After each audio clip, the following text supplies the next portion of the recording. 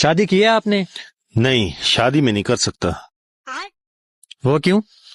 बेगम इजाजत ही नहीं दे रही। अबे साले। भाई साहब, दूसरी शादी के लिए पहली बीवी का इजाजतनामा लाजमी नहीं है।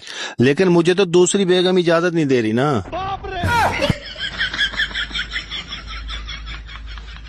यानी कि आप तीसरी शादी की बात कर रहे हो? नहीं, मैं तो चौथी शादी की बात कर रहा हूँ।